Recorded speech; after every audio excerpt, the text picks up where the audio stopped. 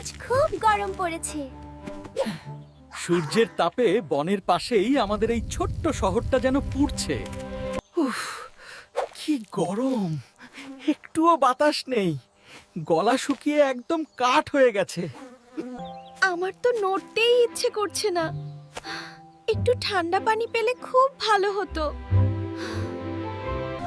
বন্ধুরা, বন্ধুরা, তাড়াতাড়ি এসো। আমি নদীর ধারে অদ্ভুত কিছু একটা দেখেছি। এখন উঠতে পারবো না টুকি, আমার খুব খিদে পেয়েছে আর গরমও লাগছে। আরে বোকা ভাল্লুক, খাবারের খোঁজই তো এনেছি। চল তাড়াতাড়ি। খাবারের নাম শুনে বুবুর গায়ে শক্তি ফিরে এলো। সবাই টুকির পিছু পিছু নদীর দিকে ছুটল। ও মা, এটা কি? এত বড় তরমুজ তো আমি জীবনেও দেখিনি। ইয়াম্মি! এটা শুধুই আমার, আমি একাই সবটুকু খাবো।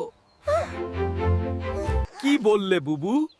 আমরা সবাই মিলে এলাম আর তুমি একাই খাবে? এটা ঠিক না। এটা তো অনেক ভারী, কিন্তু আমি কাউকে দেব না। স্বার্থপর। স্বার্থপর। বুবু, তুমি পচা। আমরাও তো তৃষ্ণার্ত। বুবু, আমি ভাবতাম তুমি আমাদের বন্ধু, কিন্তু তুমি তো শেয়ার করতে জানো না। কিন্তু কিন্তু আমার যে অনেক বড় পেট, আমার বেশি খাবার লাগে। কিসের এত গন্ডগোল এখানে? তোমাদের আওয়াজ তো পানির নিচেও শোনা যাচ্ছে। দাদু দেখো, বুবু এত বড় তরমুজটা একা খেতে চায়, আমাদের একটুও দেবে না। বুবু, তুমি কি জানো, একা খেলে পেট ভরে কিন্তু মন ভরে না। মন ভরে না? তার মানে আনন্দের স্বাদ ভাগ করে নিলেই বাড়ে। একা খেয়ে দেখো, এই তরমুজ আর মিষ্টি লাগবে না পা। ঠিক আছে দাদু। আমি আসলে সরি বন্ধুরা, চলো সবাই মিলেই খাই। ইয়ে!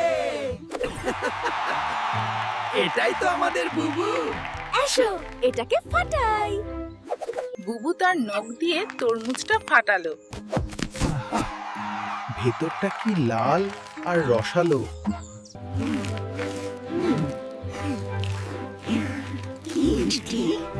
দাদু, তুমিও নাও। দারুণ, দারুণ! এমন তরমুজ আমি আগে কখনো খাইনি। দাদু ঠিকই বলেছে, সবাই মিলে খাচ্ছি বলে এটা বেশি মজা লাগছে। মনে রাখবে বাচ্চারা, শেয়ারিং ইজ কেয়ারিং। ভাগ করে নেওয়াতেই আসল সুখ। আজ গরমটা আর খারাপ লাগছে না।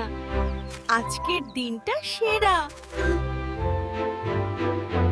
খাওয়া শেষ করে তারা জায়গাটা পরিষ্কার করলো, কারণ আমাদের পরিবেশও তো সুন্দর রাখতে হবে। সূর্য ডুবে গেল আর টোটো ও তার বন্ধুরা হাসি মুখে বাড়ির পথে রওনা হলো। গল্পটি ভালো লাগলে লাইক দিয়ে বন্ধুদের সাথে শেয়ার করো, ঠিক যেমন বুবু তার তরমুজ শেয়ার করলো। আর সাবস্ক্রাইব করতে ভুলো না কিন্তু। টাটা।